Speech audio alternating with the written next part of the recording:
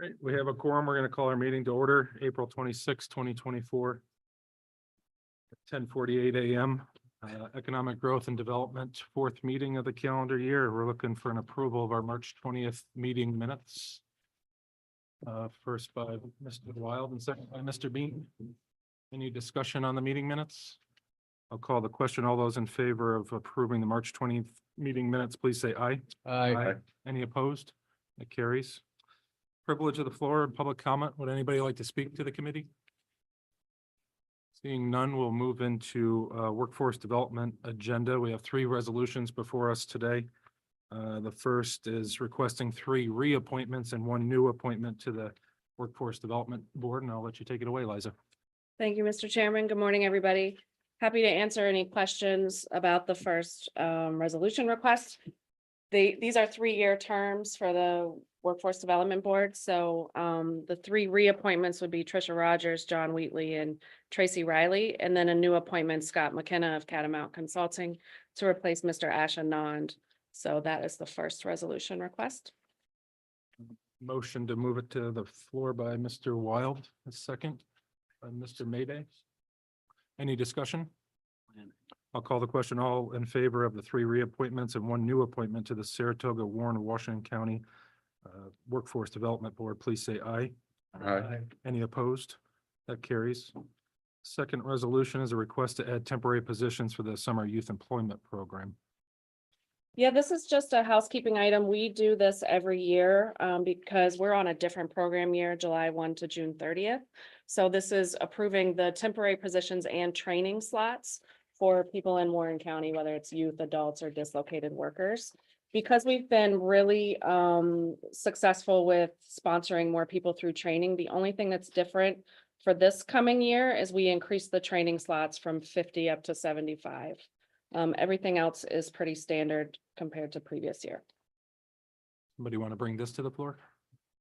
Mr. Mayday and second by Mr. Bean. Any discussion? I'll call the question. All in favor of this resolution to add temporary positions to the Summer Youth Employment Program, please say aye. Aye. Any opposed? And that carries. Our third and last resolution request is for a new contract with BOS for the Summer Operation Food Chain Program. Thank you. So many of you are familiar with this program. We contract with BOS, their chef, to teach many of our summer youth employment workers about food safety and food prep. They prepare summer meals that are provided to our local youth in the summer, in July and August. So this is the contract for this year's program. It is a little less money than last year, which is great. Somebody want to bring this to the floor? Mr. Bean, a second. By Mr. Mayday. Any discussion? I'll call the question. All those in favor of this new contract, please say aye. Aye. Any opposed? And that carries. Moving into general discussion. Thank you. So I just wanted to give the committee some updates. We just wrapped up our annual high school job fairs. So that was Queensbury, Glens Falls, and Lake George. Each of them looked really different, and some of you were able to join us. So thank you for that and for your support. This is an opportunity to not only expose our young people to the local summer jobs, but also the industries. So Glens Falls School District has really set the standard for what the best model of a high school job fair is. There were industry speakers on one floor, job readiness workshops on another floor, and then summer employers in the gym, and students rotated every 30 minutes. And all of Glens Falls High School participated in that 9th through 12th grade. Very popular feedback, positive feedback, and really appreciate the business community providing prizes for students that get jobs. And we really appreciated the industry speakers coming out in their busy work days to do that. Johnsburg is also doing a job fair in May. Their students have to plan. So we're a little in the back seat on that, but supporting their efforts with that.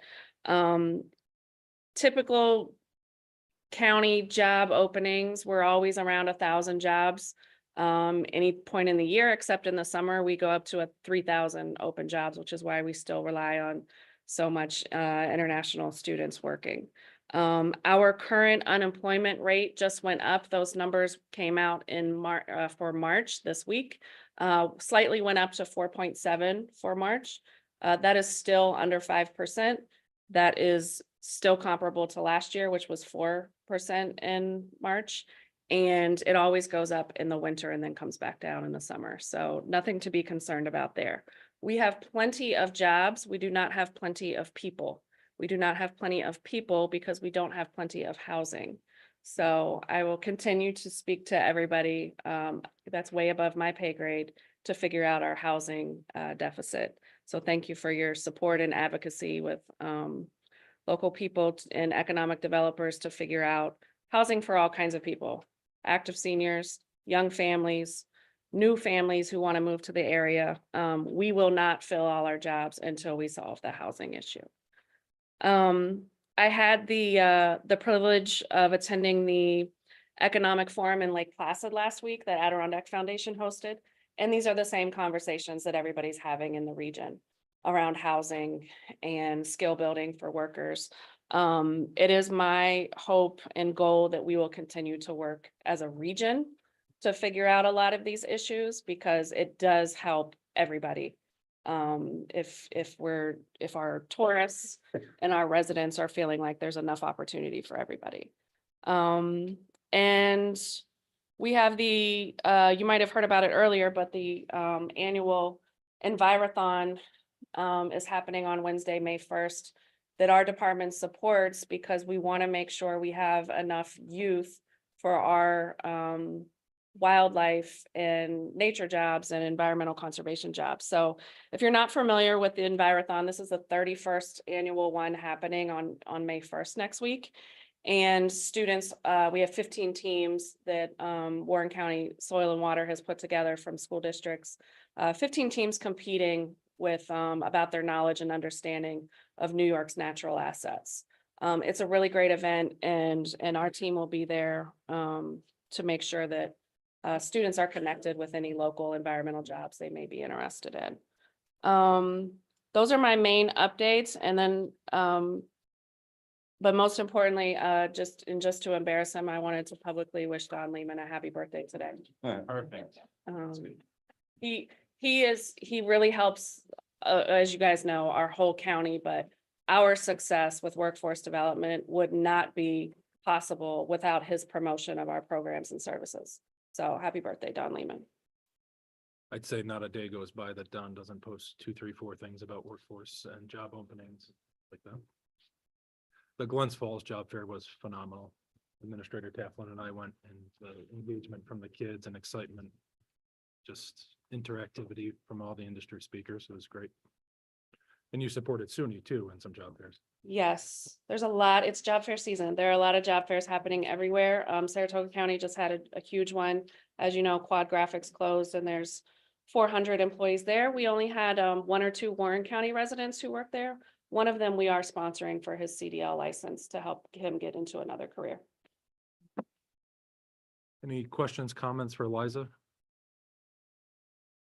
All right, thank you. Move into our planning department agenda. We have 3 resolutions before us today. The first is a request to transfer funds from salaries to travel and furniture.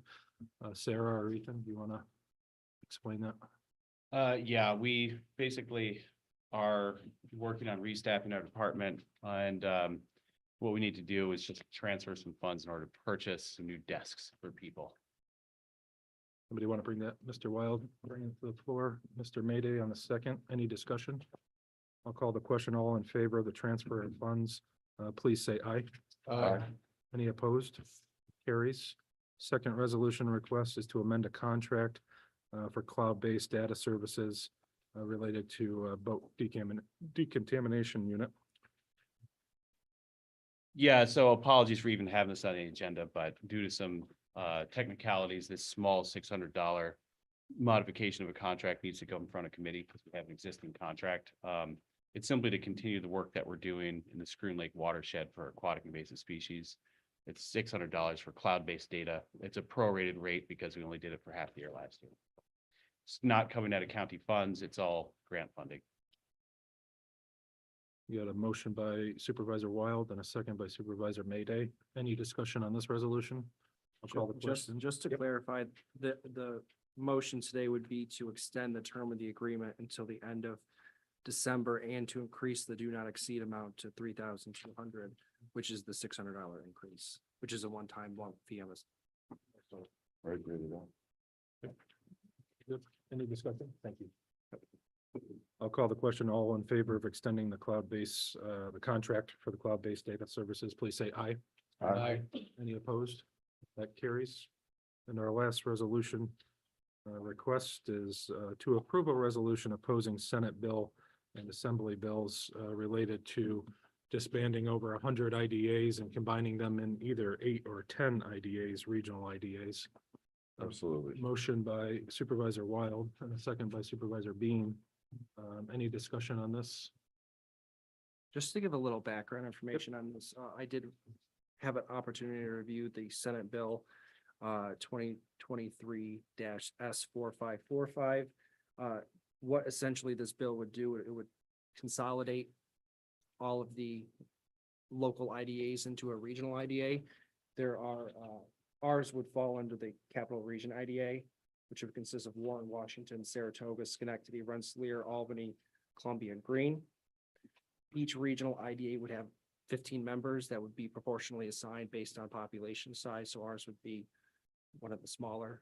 It would also repeal 861 of the general municipal law, which would essentially take away the board's oversight over the IDA budget. And it would also repeal section 882, where there was some termination provisions. So the concern about 882 that I have, and I've expressed it to Ethan, is essentially every liability right interest that the IDA has in these other IDAs. It doesn't expressly state where they're going. Are they getting consolidated? Are we going to incur liability? So that's my take on it. Thank you, Mr. Supervisor. Chairman. Just for the committee, I've been on the IDA. I was on there for a couple of years. Our local IDA is really busy. They're constantly moving the needle for us. And if this thing passes, we'll lose the opportunity to have the quality of our IDA compete with all the other IDAs that are looking to do the same things. They're looking to provide incentives to bring businesses into our region. So I strongly recommend that whatever letter we send is very strongly worded, because it puts Warren County at a disadvantage, primarily based on the wording of membership based on population. And we're going to lose even more opportunities to bring businesses here and keep our economy growing. So I just, my food for thought. Administrator Taylor? Yeah, thank you, Mr. Chairman. Dave Lucas from NISAC was here at our inter-county meeting yesterday. And he said it's a good thing that we're doing, sending a letter, and a lot of counties are going to send letters. He said right now their assessment is there's a very slim chance that this gets on the floor for a vote.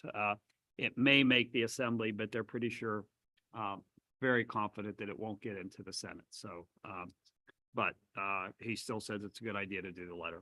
Thank you. Since you're on the IDA now, I would expect you might help craft this letter, right? You said they're busy. There's a lot to read on it. A lot of reading. There is.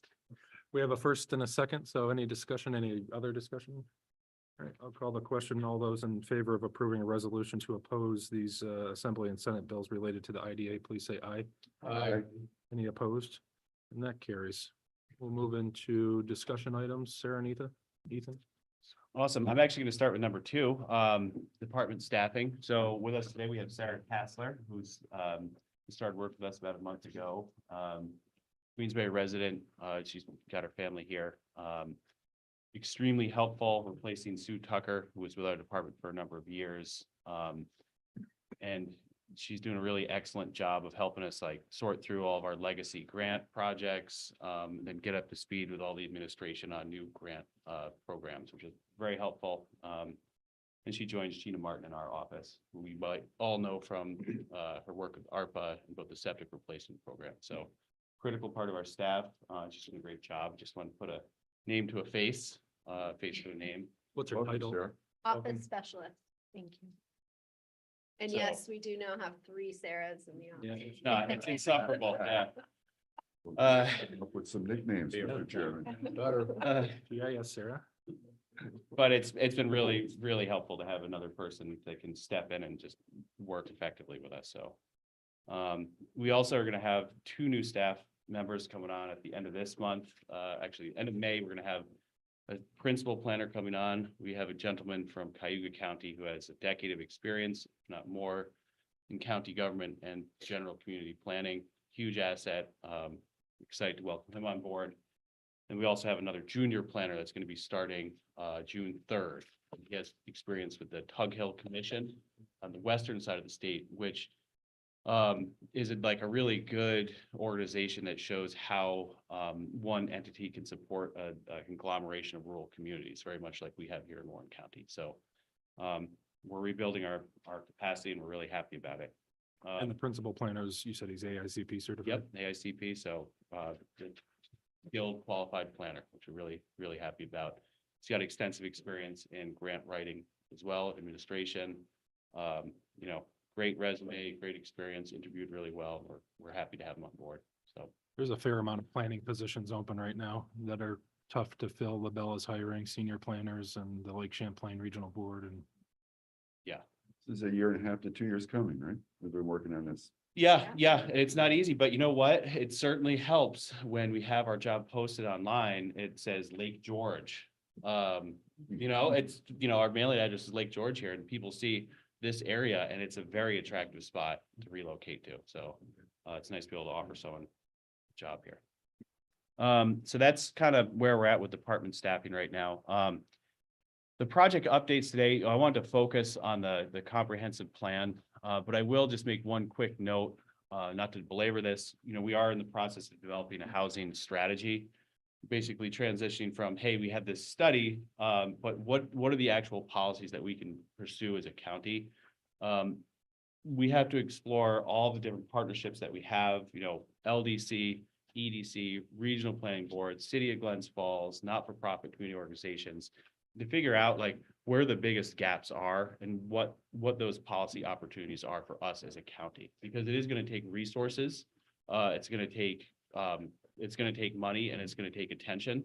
So if we're going to do this, especially with housing, there is some path dependency in these programs. So we want to make sure that we go through this policy evaluation, talk to different stakeholders. So when it is time to come in front of the board and say, this is what we want to do, that we've fully vetted these ideas and established those partnerships. So that's ongoing. But in support of the housing needs assessment that was completed and presented last fall to this group, we recently just received a Smart Growth Grant Award from the DEC and Adirondack Park Agency. This is over $100,000 to take a look at the 95% of the area of the county that's in the blue line, where our development for things like this missing middle housing, you know, senior housing, duplexes, all the type of housing that in order to meet the needs of a workforce, we would need to generally be built in and around our hamlets. So we have funding to take a very, very detailed look at the land use controls, the regulatory and environmental constraints that we have in our hamlets. And then also funding to get some engineering support to understand what infrastructure we need to leverage the development potential of our hamlets. So that includes, you know, clean water, wastewater, whether that's a plant or more decentralized system. We're going to take a really hard look at our hamlets because, you know, for the past 50 years, and I know that, you know, Luzerne, Warrensburg, other communities have struggled by the limitations of the hamlets. Basically, we're told by the state regulators, you know, do it in your hamlet, do it in your hamlet. Anytime an expansion comes up, they say, hey, have you looked at your hamlet? Well, we're going to be taking a hard look at our hamlets. And this will really give us some hard data to know whether or not we need to request additional funding from state and federal government for infrastructure, or if we need to request support from state regulators for things like hamlet expansion. So these will give us some really hard numbers on how we can do that. So we'll be working with the up-county supervisors on this project.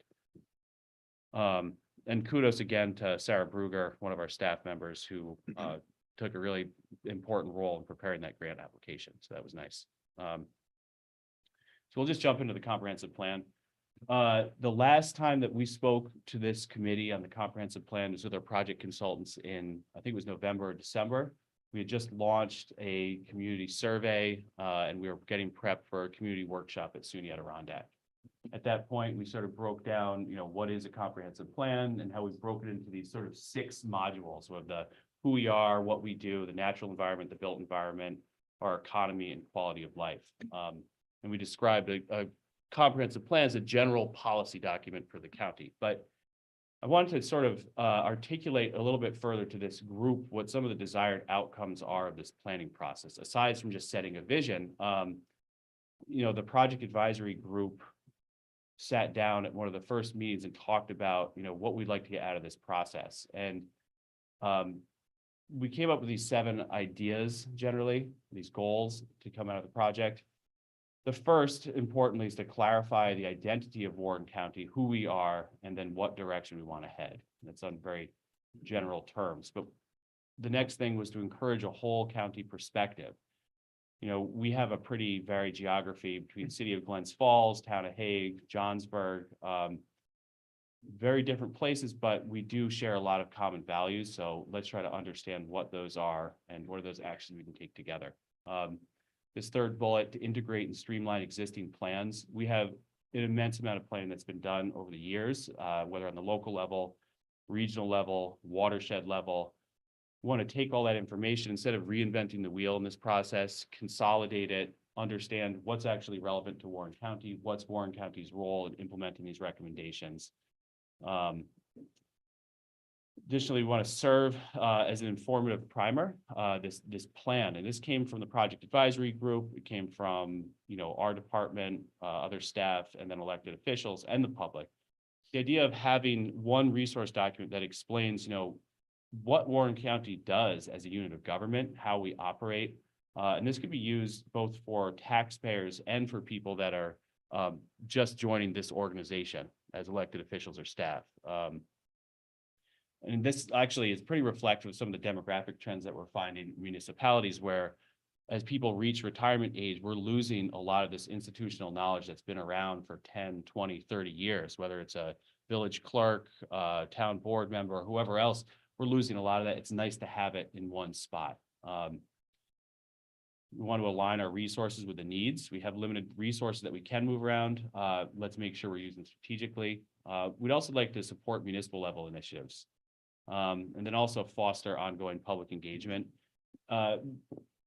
Birthday boy Don Lehman has done a really excellent job of opening up this conversation with residents. And we'll talk a little bit about this public engagement and why we're doing it. But it has been really nice, the role that Don has played. I mean, we've lost a lot of our traditional media outlets over the last 10, 15 years.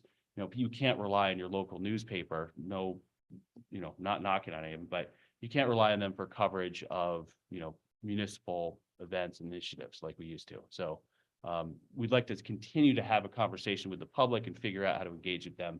And hopefully the county will continue to remain approachable to people. So those are the overall goals I wanted to highlight, but a brief conversation about public engagement. So we've done a lot of it at this point. And you might be asking, why are we asking every single resident what it is that they want from the county? Well, we want to understand community sentiments, what the challenges and opportunities facing people are. And then it's our job as a planning department, as people working on this project, to understand how those community priorities and values can be translated into some sort of interaction with how we do business at the county. We know through this process that a very large percentage of what we do is, the basic administration of government, keeping the lights on, paving roads, issuing licenses, providing some critical services. But what we're trying to figure out right now is like where these knobs and where these levers are, where the discretion is for us to better align what we do as a county and how we make decisions with what the values and the opportunities are come from the community.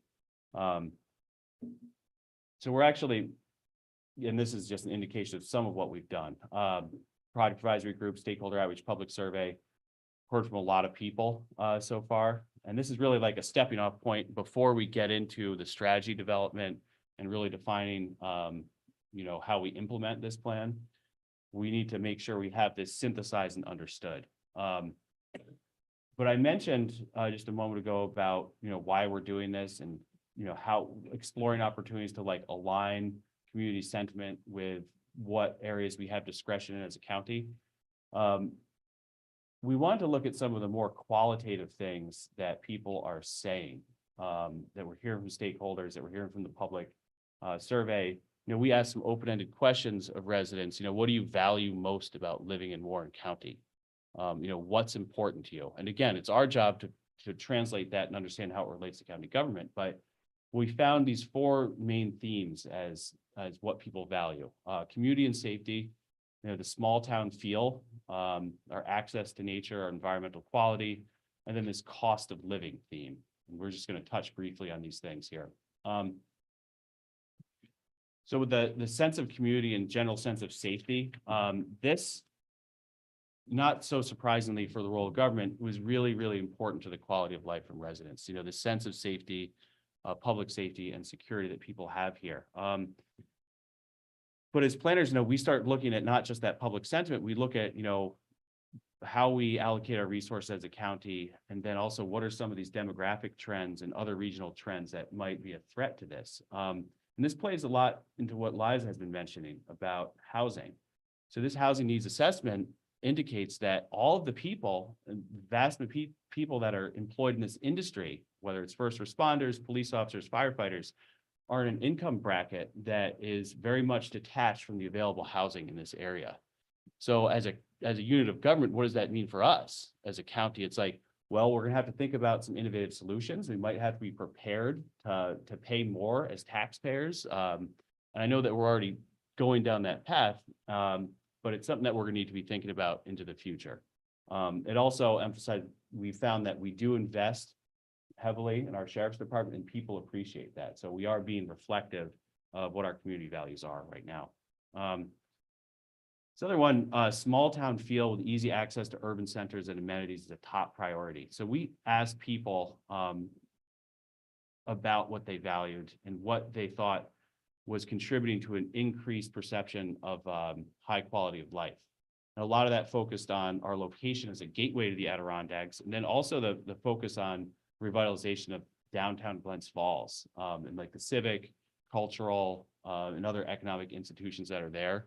And it does indicate that there is a desire, or at least an interest or support for the idea of the county supporting downtown revitalization efforts, and whether that's, in places like Queensbury or Glens Falls, or even up-county areas in our main streets and hamlets. Environmental quality and access to nature. Again, this is one of these really, really, really critical themes. I don't think this would come as a surprise to anyone. But again, our job as planners and a project team is to understand, how this relates to what we do as a county. So right now we have a lot of different community organizations and state and regional entities that are providing environmental quality, whether it's the DEC, the Park Commission, Regional Planning Board, Soil and Water Conservation District. But we actually don't have a set department in the county that is tasked with overseeing environmental quality. So a lot of our strength has come from our partnerships and how we contribute to partnerships, how we've done this in the past. And it's been a very strong suit for Warren County. In the past, we did Save Lake George, which was this really groundbreaking multi-municipal initiative to prevent aquatic invasive species. It's been replicated across the state. The Road Salt Reduction Task Force, again, something that's focused around Lake George being replicated around the state. Warren County has been a partner in that. The Westbrook Conservation Initiative, an amazing collaboration between not-for-profit environmental entities, municipalities, state entities, and Warren County. That was a brownfield restoration, and now it's a beloved community venue. And so I mentioned that because if we are going to focus on this really highly valued thing, we have to understand what our role has been and should continue to be as a supporter of these collaborations. So we have to be prepared to be a reliable partner.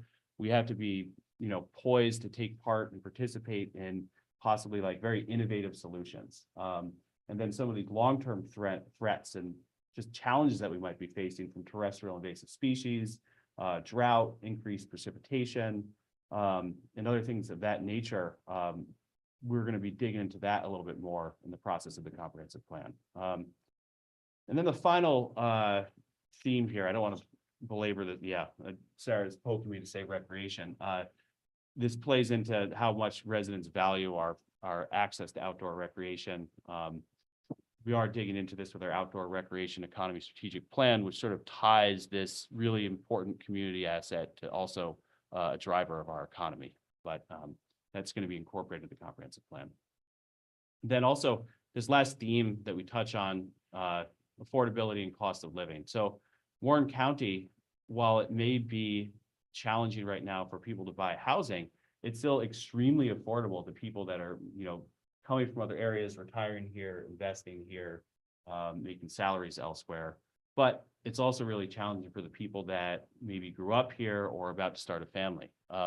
We talk to an older demographic a lot of the time, and people that have owned homes in Warren County for the last 20 years, even 10 years, will say it's not so bad. But then when you think about the challenges faced by young families, we've got increased student loan debt, we've got astronomical childcare costs, and I'm not just saying that because I have 2 kids, but it's really expensive. And just the inability to if you're a first-time home buyer, it's really challenging in Warren County because there's a lot of this on paper. It's like, oh, look, there's a number of homes that are relatively affordable. There's a lot of competition from cash buyers for those homes. And this challenge is something that we're going to need to pay attention to because we look at the population projections that come out of some of these state think tanks, like the Cornell Population for Applied Demographics shows that Warren County, our population is going to be probably declining over the next 15 years. But we don't think, if we just took that number, we might have our heads in the sand about what issues we're facing as a county. We're taking a closer look at it and realizing that, 5% of our county that's not in the Adirondack Park is adjacent to the fastest growing county in upstate New York, Saratoga County. That's anticipated to grow over the next 20 years. We have the influence of I-87, and over the last 50 years, we've watched how development pressure has crept up, starting in the Capital District, going up to Saratoga, now Moreau, and now it's going to be Queensbury, Glens Falls area. We have a $500 million investment in chip manufacturing that's happening in Malta. That money is going to start pouring in. Those jobs are going to be activated. There's going to be people looking for housing, competing for housing in our area. We've got $27 million being invested in Gore Mountain through ORDA. We've got a new sewer district coming online in the town of North Creek. We've got, the city of Glens Falls, their revitalization initiatives were stalled a little bit by COVID, but it's really picking up steam now. And I think over the next couple of years, people are really, really, really going to recognize the potential of Glens Falls. Lake George Village, Lake George just received $10 million in downtown revitalization funds. Again, that's going to be more pressure on our communities for development and change. So as we look back to that first idea of this small town and community feel, as something that people really, really value here, we are going to need to be conscious going forward into the future that we do need to think about community character and what those values are, because we are going to be changing. We want to understand, what opportunities we have to sort of, retain some affordability, retain some of this community feel, and make sure that working families still have a place in Warren County. But I don't think we need to, we'll get into all this. But I do want to point out that based on the surveying, we do have a pretty high degree of public trust based on what the public thinks of elected officials, staff, and information. So we do have an opportunity to move forward with a plan, if it's done carefully, to make some, bold decisions. The next steps for this planning process, we'd like to sort of consolidate all these issues and opportunities in the coming months, and then schedule a board workshop. The purpose of this workshop will be to take the public engagement, this demographic analysis, this trend analysis, put it all in one spot. And I want all the elected officials to see this before we start pivoting towards real strategy development, and these more detailed recommendations. And that way, all of the elected officials will have an opportunity to review it, talk about it, think about it, to make sure that we're all operating from the same set of facts before elected officials say, oh my goodness, here's just the plan. Take a look at it, guys. We don't want to blindside anyone with this. So engage with the board, then go back to strategy development with the project advisory group and consultant team, and then work towards, continually engaging the public, re-engaging with the board, presenting the draft plan, and then work towards adoption at that point. So that's where we're at in a nutshell. Supervisor Wild? Yep, Mr. Chairman, thank you. Ethan, I know you're smart enough to know not to say this, but one of the things that came out of our survey was that Warren County government was positively looked upon, and the Warren County Board of Supervisors was not. That's, So that's a spurious claim, and I won't say that. There was, 100% true. Sarah has the numbers, but there was a question that said, I trust elected officials do the right thing. And it was over half the population, I believe. But then there was a slightly higher rating for, I trust county staff do the right thing. And that was just a little bit higher, not much. chance to blow your own horn and the rest of the staff. You guys Yeah. Make us look good. So Yeah. that's good, but you have to make us look a little bit better. 'Cause we- Yeah, well, and again, that does speak to the transparency and the idea of, actually, I know we're at the end of this meeting, but things like the, this clear view budgeting effort, I think that's another move towards transparency that does help, our county. Supervisor Bean? Just a couple of comments. Some of you know I spent 25 years in higher education, and 3 of the colleges and universities I worked for, I sat on 3 strategic planning committees. And I hate to say this, guys, but every one of those strategic plans sat on a shelf and collected dust. Please don't do this with the amount of time and money you're spending on it. It makes me crazy, because when I used to sit in these committees, we'd see deans and department heads and directors, and the amount of money sitting around a table for a couple hours a day was absolutely astronomical. So that's number one. Just if we're gonna do it, let's make sure we use it. And then the other thing too is, we found out recently that one of the members of our community members from our town, who wishes to redo Ski Bowl Park, hired the LA group to do a plan for Ski Bowl Park. So Johnsburg spent $20,000 on this plan without actually the LA group consulting with Orta as to what their plans were for Ski Bowl Park. Wow. So, yeah, we spent 20 grand and that money was not well spent. So the idea of overlaying the comprehensive plan with other towns' comprehensive plans, pretty critical, because the last thing you want to do is going, oh, I did not realize that. Yeah, as a That's- planner, that would be, Yeah, I'm just bringing it to your attention that we've already seen this little faux pas once. Yeah. I'm hoping that we can avoid that kind of stuff. yeah, that's We're on it. appreciated. Thank you. Well, I'm just. Oh, appreciate, fair saying. I'm yes. just, yeah. like, I really was very surprised. I'm like, oh, so they didn't consult one another. Interesting. Yeah, and our door is always open, for any of this. Yeah, and if anybody's interested in taking a deeper dive into survey responses, there's a dashboard on the, How many are you up to? well, we closed the survey in January, so It was we've about got, 1,000, right? yeah, just shy of 1,000, but there's an interactive dashboard on the project website where you can, filter by age, town, all sorts of variety of different factors, and view responses on some of the main questions. So feel free to check that out if you're interested. Anything else from planning and community development? Let's keep it up. Oh, yes, thank you. On May May 6th? 6th, yeah, Project Advisory Group will be meeting, and we have a new member from Glens Falls. Thank you. We lost one of our Glens Falls representatives, so it's nice to have another supervisor engaged in the process. So, yeah, everyone's welcome to attend. Supervisor Wild spent a lot of time, which is great. Supervisor Turner, it's just nice to have everyone there. And again, don't hesitate to reach out about it. When is it again? May 6th. Thank you. May 6th and at 3:30? 3:30 to 8. right? Is it 3:30 even? 3:30, yeah, Yeah. at the firehouse. All right, Nate. We went out for chicken wings after and it was amazing. It was- I consider those a diet food. Yeah. There's no carbs. It's- All protein. All protein. May Yeah. 6th at 3:30 at the Warrensburg Firehouse. And it went to about 5 o'clock. Yeah.